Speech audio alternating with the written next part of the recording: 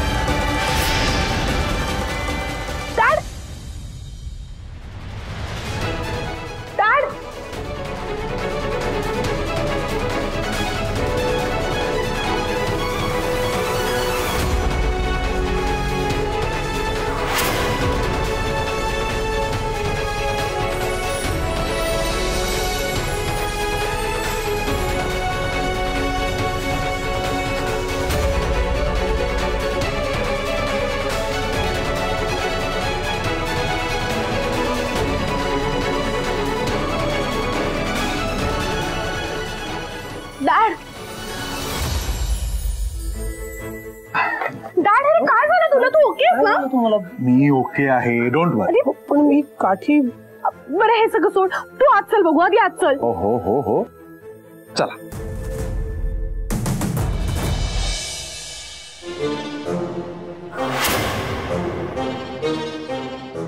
आजी काय करताय? मी ना पतंगाला कन्नी बांधून पतंग आकाशात उडवते। लवकर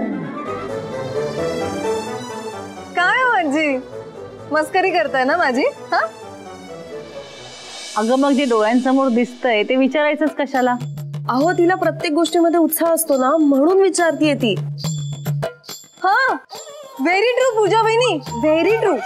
आता हेच बघा ना, जर मी आजींना विचारलंच नसतं तर मला कसं समजलं असतं की आजी कॉरिडॉर निवडतायत? काय काय निवडतात? कॉरिडॉर। अश्विनी ऐक ना, तुला कॉरिएंडर म्हणायचं आहे का? इंग्लिश मध्ये कोथिंबीरीला कॉरिएंडर म्हणतात, कॉरिडॉर नाही। कोरिएंडर, कोरिएंडर तेच ते। हा पण मला सांग, तू मुळात स्वयंपाकघरात आलीसच कशाला? हा आत्या, मी ना खूप हंग्री आहे म्हणून पाणी प्यायला आलीये।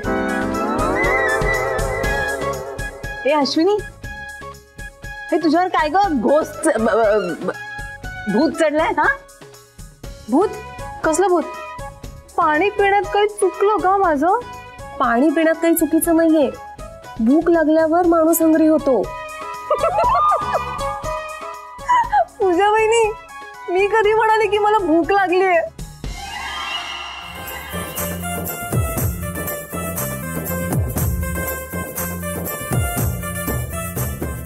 अय्यो, हे काय? पाणी एम्प्टी सुद्धा झालं? एम्प्टी? अगं अश्विनी, पाणी फिनिश झालं असं म्हणतात। अगं असू दे असू दे, अगं हंग्री माणूस जेव्हा तहान भागवायला पाणी पितो ना, तेव्हा ते फिनिश नाही एम्प्टीच होत असेल बहुतेक, आपल्याला कुठे माहितीये? हो की नाही ग अश्विनी? आजी तुम्ही परत मस्करी करताय ना माझी? नाही नाही नाही, तुझी कशी मस्करी करणार? पण तुझं फाड फाड इंग्रजी ऐकून ना माझा तर एवढा आ वाचलाय की तू बंदच होत नाही। अश्विनी, आ वाचला याला इंग्रजीमध्ये काय म्हणतात ग? आजी आहो वहिनी, मी सांगते। आजी स्मेल, वास। आ स्मेल माउथ, आ वासून बघणे। अश्विनी, तुला पाणी प्यायचं आहे ना, ते पिंपात पाणी आहे ते घे आधी। जा जा, जग पण भर, व्हेरी हंग्री। जा जा जा, पाणी। हे असं इंग्रजी बोलायला लागली तर दादा इंटरेस्ट नव्हतं दूरच राहिलं, उलट जास्तच चिडेल, सगळे हिची हेटाळणी करायला लागतील।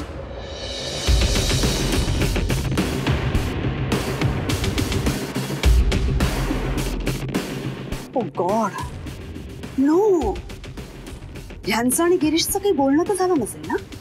गिरीश, हे काय झालंय? सांगतो सगळं सांगतो, फार काही झालेलं नाहीये, एक छोटासा ऍक्सिडेंट झालाय। पण ही काठी पाय एक मिनिट आपण बसून बोलूयात का प्लीज डॅड तू बस आधी ये बघू हो सावकाश हो सावकाश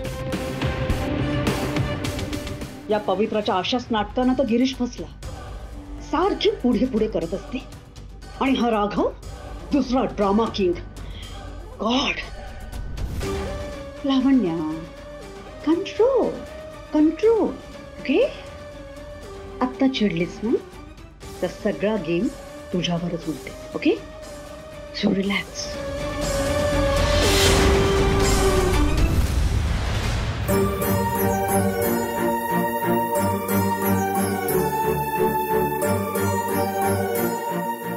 डॅड अरे हे सगळं कधी झालं तू सांगितलं का नाही आम्हाला अगं कळवण्यासारखं काही सिरियस असतं तर नक्कीच कळवलं असतं ना तसं काही फार महत्वाचं नव्हतं एक छोटासा ऍक्सिडेंट झाला मी म्हटलं तसं मी पाय घसरून पडलो म्हणून डॉक्टरकडे गेलो तर डॉक्टर म्हणाले की फॉर्च्युनेटली लिगामेंट टेअर नाहीये तरी जरा ही काठी वापरा आजाराला म्हणून ही काठी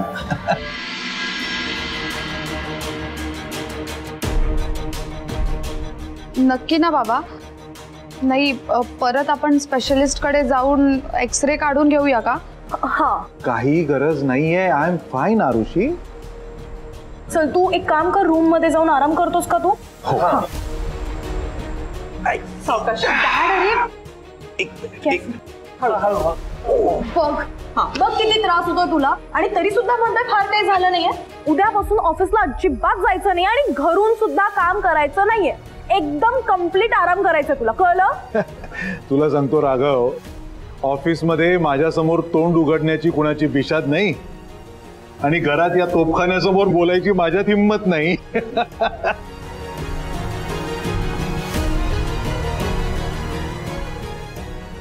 चला चल गिरीश ओ गॉड गिरीश काय झालं तुला हा मला ना हेच आवडत नाही तुझं नेहमी असंच करतोस हा कामात इतकं लक्ष असतं ना तुझं की इतर कुठल्याही गोष्टीचं भान राहत नाही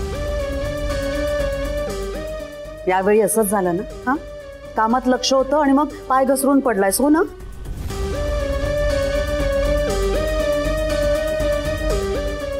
राघव थँक्यू सो मच नाही तुझी खूप मदत झाली रे ए पण आता उशीर होतोय तुला हा तू निघ तुला वेळेवर घरी पोचायला हवं ना नाही नाही तर उशिरा घरी पोचलास म्हणून आबा तुझे आबा पुन्हा रागावतील तुझ्यावर हो ना रमा राघव अरे पुन्हा रागवायचे म्हणजे यापूर्वी सुद्धा त्यांनी रागवावं असं काही केलं होतंच की काय नाही तसं काहीच नाहीये नाही ना पण तुम्ही आता स्वतःची काळजी घ्या आपण नंतर कधीही बोलू मी येईन परत ओके रमा मी येतो ओके राम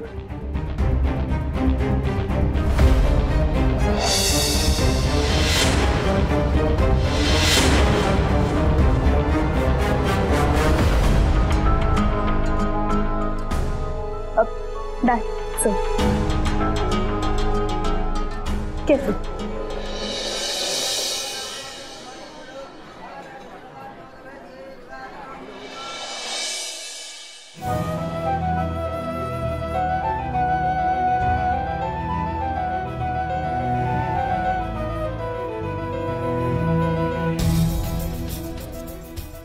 राघवला इतका उशीर कधीच होत नाही काय झालं असेल हा अजून का नाही आला मनात नको नको ते विचार येत आहेत देवी आई तुझी कृपा दृष्टी असू दे बाई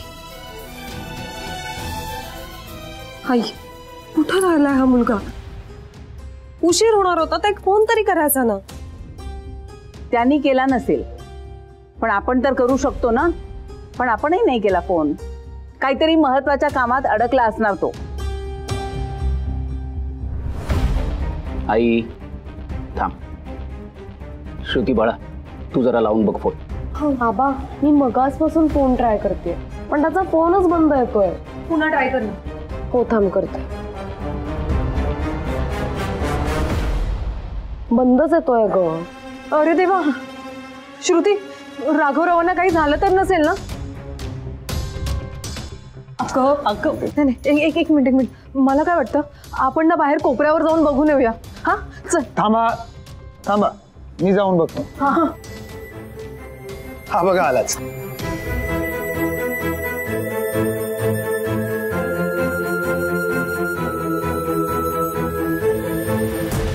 राघव थांब, मी पटकन पाणी आणते.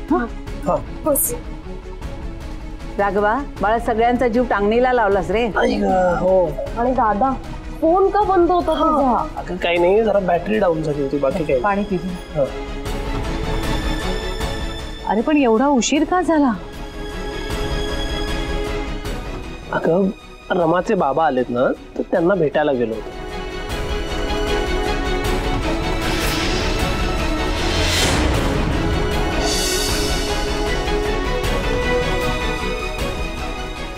म्हणून इतका उशीर करायचा का?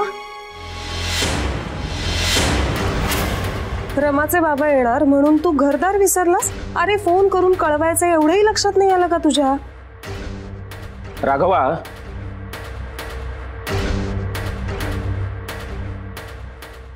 राघवा, मी तुमच्या लग्नाला परवानगी नाकारली असताना मुळात तुला त्यांच्याकडे जायची गरज काय होती?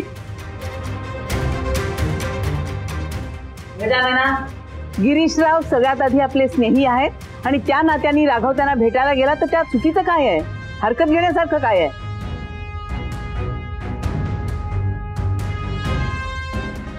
आई, गिरीशराव आपले स्नेही होते. यापुढे त्यांच्या आणि आपल्या कुटुंबाचा कुठलाही संबंध नाही आणि मला तो ठेवायचाही नाही.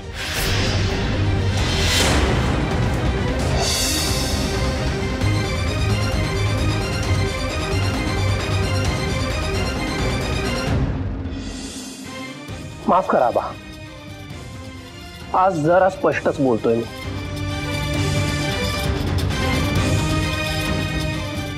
समोरच्याची बाजू ऐकून न घेता घेतलेले निर्णय मला मान्य नाही.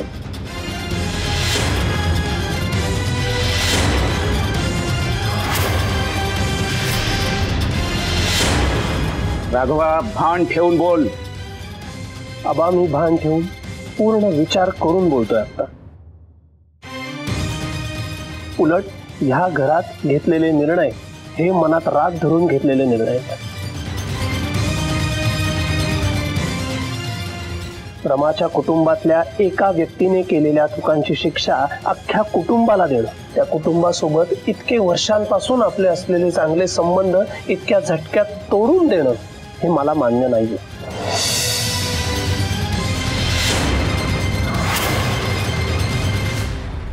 तुम्ही आमच्या लग्नाला परवानगी नाकारली असली तरी मी रमाची साथ कधीही सोडणार नाही.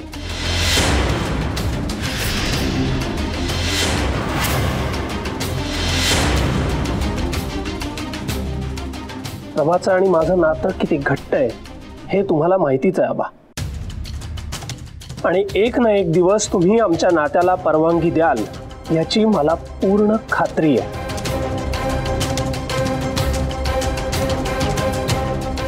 रमा आणि राघव हे एकत्र आहेत आणि कायम एकत्रच असतील. राघव,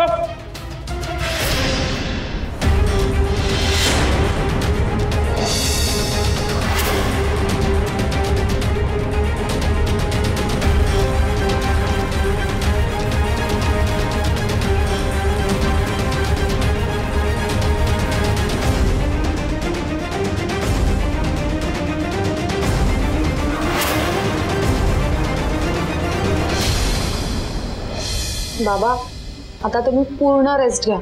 अजिबात बाहेर पडायचं नाहीये. ओके. डोंट वरी आरुषी, मी आहे ना. गिरीश, मी आहे. मी तुझी खूप काळजी घेईन. इनफॅक्ट तुला हलूच देणार नाही इथून. बघ तू. लावण्या, इनफ. I understand. ओके. मला जरा झोपायचं आहे आता. हा, तुम्ही प्लीज बाहेर जाता. हो हो, तुम्ही आता आराम करा आणि काही लागलं तर आम्हाला सांगा, आम्ही आहोतच. ठीक आहे. चला लावण्याताई. रमा, थोडा वेळ थांबतेस? हो ना. लावण्या प्लीज. या शुअर.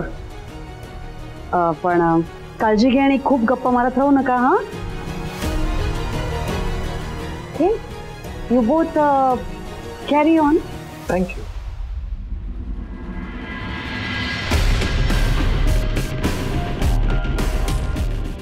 बोल ना डॅड. आता हा नक्कीच रमाला माझ्याबद्दल काहीतरी विचारणार, आणि तिला तर काय माझ्या विरोधात बोलण्याचा चान्सच हवा असतो. मला सांग रमा, इथे काही घडलं नाहीये ना? आय मीन, लावण्यानी इथे काही गोंधळ तर नाही ना घातलाय?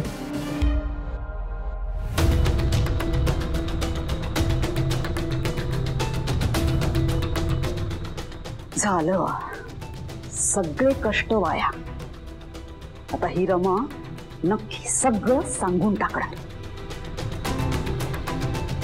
नाही डॅड, काहीच झालं नाहीये, सगळं एकदम ओके. मग ठीक आहे. आणि तसंही तिने काही गोंधळ घालण्याचा प्रयत्न केला तर आपण आहोत ना तिला पुरून उरायला. यापुढे तिने काहीही जरी करायचा प्रयत्न केला तरी मी तिचा एकही प्लॅन यशस्वी होऊ देणार नाही.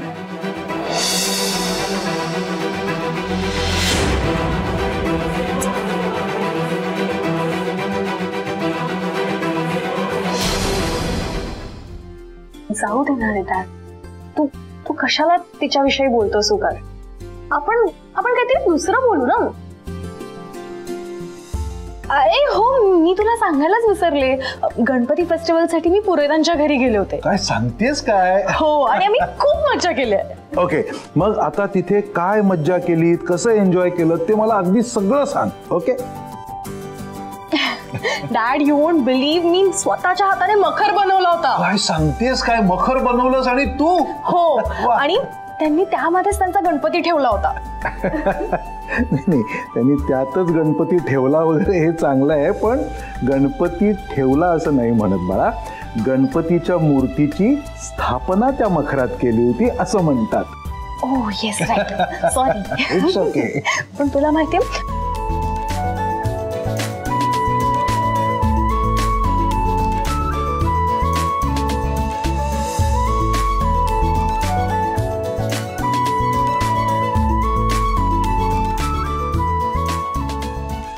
मला बाहेर काढून हे दोघे हसतायत काय, गप्पा काय मारतायत, माझ्याशिवाय सगळं व्यवस्थित चाललंय. नाही पण रमा, मी तुला खरंच सांगतो, पुरोहित गुरुजींकडची सगळीच माणसं इतकी चांगली आहेत ना, आणि अशी प्रेमळ आणि प्रामाणिक माणसं खूप दुर्मिळ असतात बा. दुर्मिळ म्हणजे रेअर. कळलं? नाही पण तुला खरंच सांगतो, अशी माणसं आयुष्यात आली ना की त्यांना जपायचं असतं.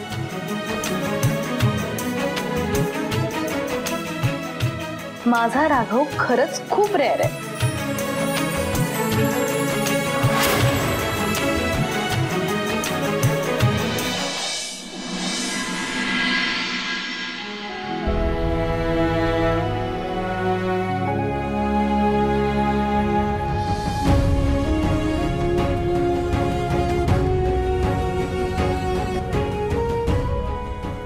राघव, झोपला नाहीस अजून?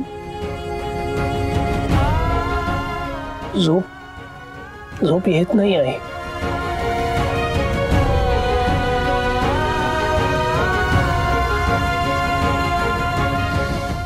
मला सांग, रमा कशी, रमाचे वडील कसे, त्यांचा प्रवास कसा झाला? प्रवासाचा खूप क्षीण आला असेल ना त्यांना? नाही अगं, प्रवासाची तशी सवय आहे त्यांना. पायाला फक्त जरा दुखापत झाली इतकंच. अरे काय सांगतोस? अरे मग डॉक्टरांकडे नेलं की नाही? नाही, तसं गंभीर काही नाहीये. काळजी करायची गरज नाही. काळजी करण्यासारखं काही कारण नाहीये ना, मग तू का इतका गंभीर झालायस?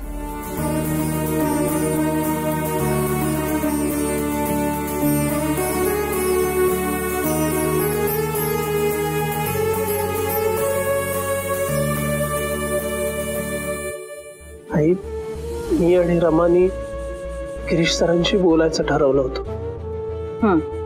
त्यांच्याशी बोललं की काहीतरी मार्ग नक्की निघेल असं वाटलं होतं आम्हाला. म्हणूनच ते यायच्या वेळेला तिथे गेलो होतो, पण त्यांच्या पायाला झालेली जखम बघून आम्ही तो विषयच काढायचा टाळला. आई, कितीही प्रयत्न केला ना तरी आमच्या लग्नात येणारे अडथळे काही संपतच नाही आहेत. डोकं पथीर व्हायला झालंय.